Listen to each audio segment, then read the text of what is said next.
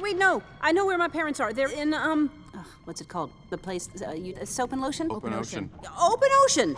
Open Ocean? I know where that is. That's the exhibit located right next to... I don't care. Easy. If you're trying to get to the Open Ocean exhibit, just go through the pipes. Through the pipes, great. Through the pipes? Yep, take 2 lefts, swim straight, and you'll hit it. Oh, that's a lot of directions. Did you get that, Hank? All that? Yeah. Great, let's go. I'm not going with you. I won't fit. You have to go by yourself. I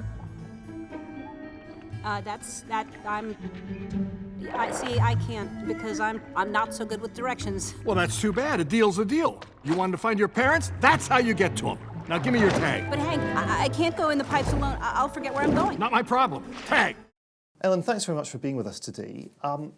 It was a running joke on your TV show for many years that you wanted to make a sequel to Finding Nemo. Do you think the fact that you kept hammering away at this for so long was what persuaded Andrew Stanton not only to make one, but to make one about your character? Well, I would like to believe that that's the truth, but I don't think so. I think he watched Finding Nemo again for some reason. I think they were releasing the DVD in 3D, and when he saw it, he all of a sudden got worried about Dory saying, where did she come from, and what if she loses this family, and it gave him the idea. So maybe me putting it in his head helped a little bit, but it was him actually thinking about that idea of Dory, and I never in a million years thought it was going to be Dory. I just thought it was going to be a sequel, but it just seemed like a natural. I mean, it won an Academy Award. It made over $1 billion. It was a very popular movie, and yet it didn't have a sequel, and every other Pixar film had a sequel. So to me, it just seemed like it was going to happen. And then when it didn't happen, it just became comedy content for my show, and I just made jokes about it for 13 years. And so, but I think it was not, but yes, I'll take responsibility. But I mean, and it has been a very long time, 13 years, as you said, since that film was released. Did you feel that you had sort of unfinished business with the character? You wanted to go back and explore other parts of Dory's life story at all? Or? No, I didn't think about, any of that. That was Andrew's, all Andrew's doing. I didn't really think much about that until he gave me the story that he had come up with, and I was like, well, of course that makes sense. Of course you wonder where she came from and who her family is, and so and then it was really fun to do that journey with Dory again. Do you know how many drafts Andrew had been through by the time he presented something to you? Because he is a notorious rewriter and rewriter. Yeah, I know, because I had to keep going back over 3 years and redoing scenes that I had already done. He said, no, but I decided this should happen. So he's brilliant. Look, I can't imagine, how many he did, because he's constantly, he's so brilliant at what he does. So I imagine lots.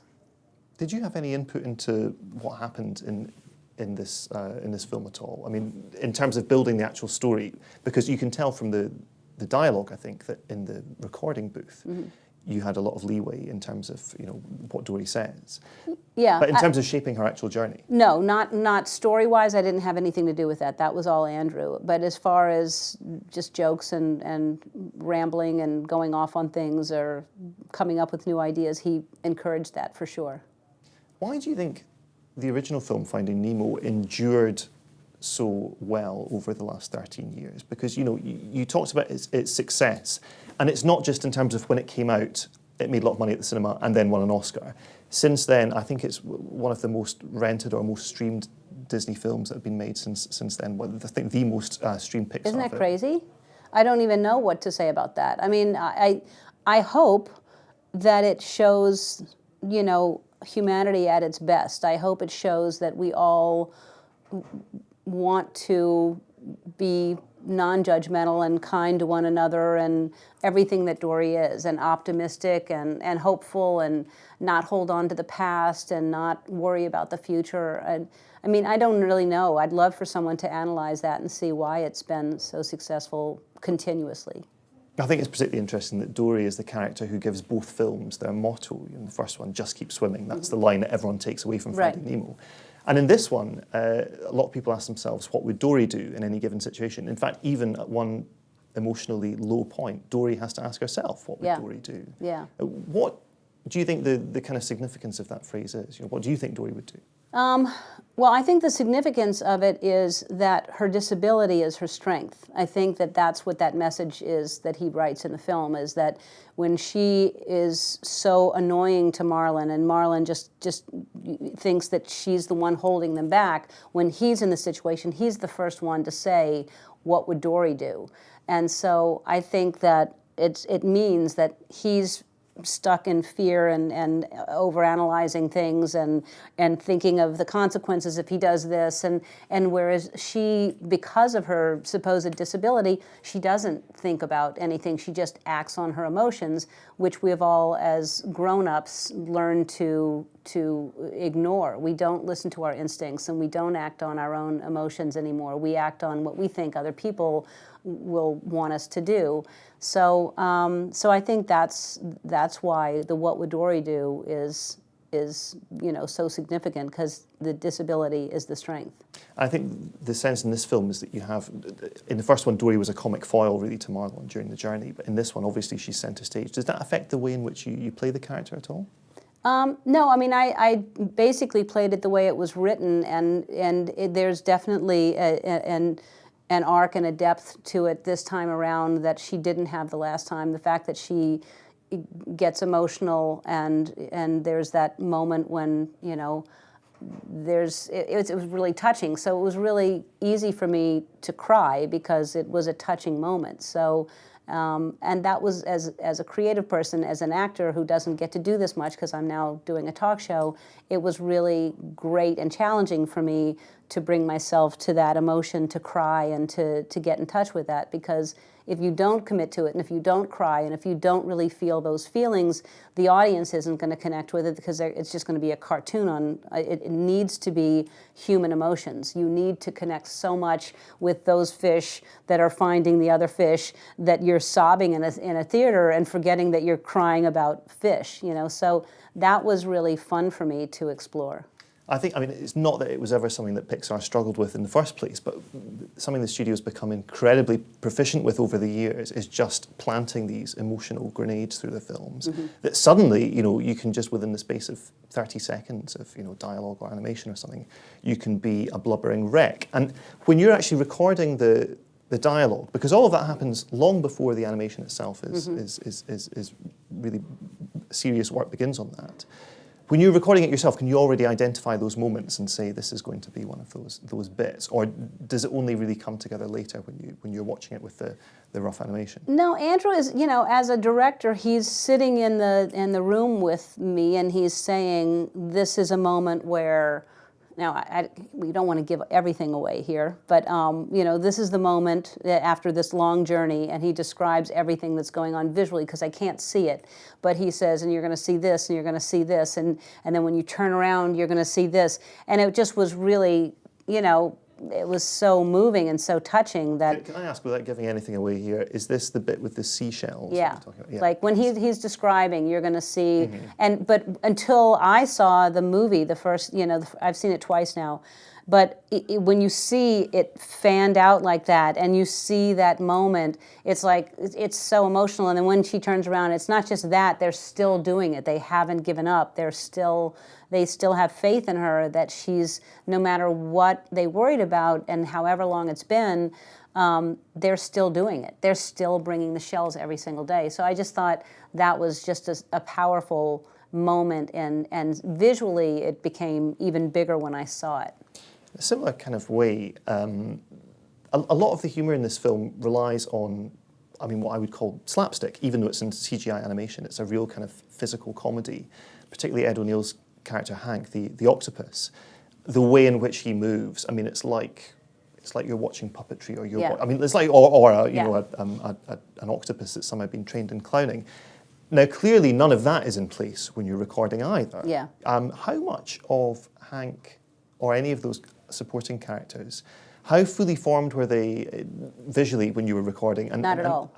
And so how do you play a scene like that, where you're reacting to something that's going to be physically funny, but you've actually got nothing to bounce off? He either describes it to me, or into the process a few years, because you do it for 3 years. So maybe 2 years in, there's something half done. and it's not completely done, or some of it is animated and some of it is still blank or drawn. But he'll usually describe it to me. But the scene where Hank is going, the first time I meet Hank, and he goes into the sink, and he goes to turn the light off, and it's the disposal. I just thought that was hilarious. But it's just the subtle thing of, that's not good.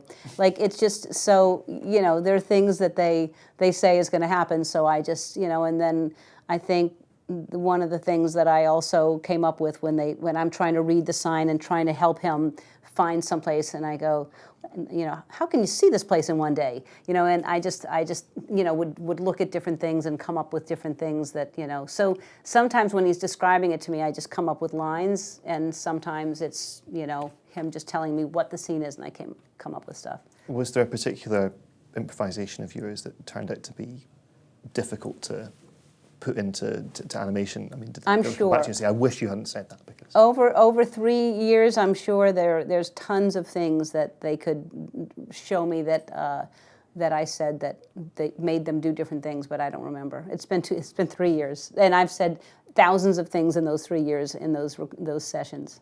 You mentioned Dory's disability being her strength in this film, and that being one of the central themes, and something that I thought was incredibly cleverly and movingly worked out is this idea that a particular way of seeing the world it can be difficult for other people around that person to key into their way of seeing the world and to interpret things from their point of view.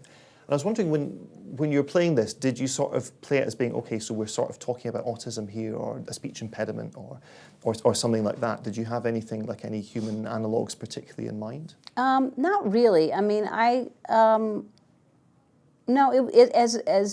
just played it, comedic, and understanding that there was also an element of sincerity about it, So it was funny, because I had to do it funny, because otherwise it's just sad, if it's dementia. So it had to be funny, but I also played it where she's so genuinely sincere and trying so hard. So I think that's why you forgive her for being a little annoying and aggravating with all the things she's saying that's so repetitive, because she wants so hard to be that, and then the comedy comes from just immediately forgetting that she's apologizing.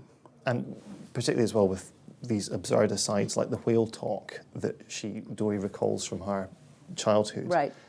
How do you workshop whale talk, or did Andrew Stanton come in one day and say, okay, this is how we're going to play these lines, or where did that come from? So here's the story. So he says he was so scared to ask me to speak whale, but the day that he said it was in there that I was speaking whale, I was like, I know how to do that.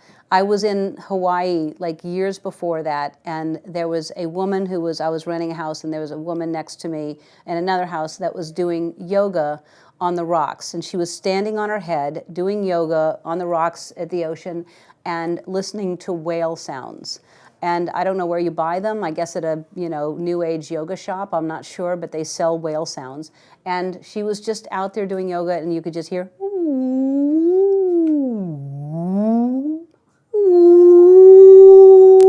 and so I just thought, well, if you just put that with words, that's whale. So I knew exactly how to speak whale. I want to, before we finish, I want to ask you quickly about hosting the Oscars as well, which is another, alongside your work with Pixar, another incredibly high-profile film industry gig that you've had recently.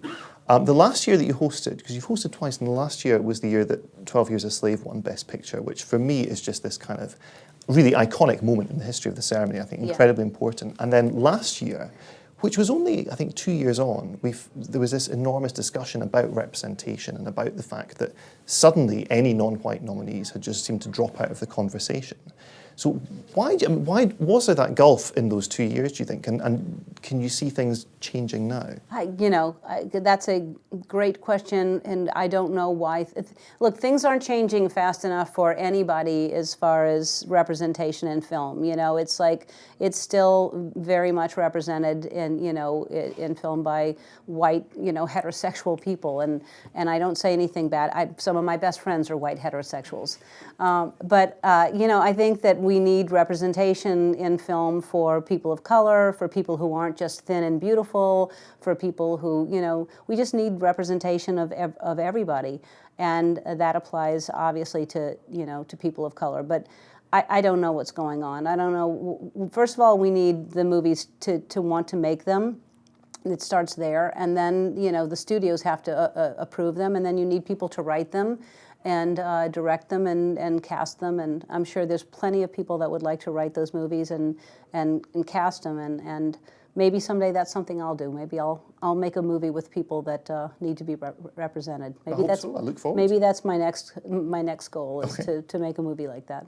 Ellen, thank you very much indeed. All right. Thank you so much.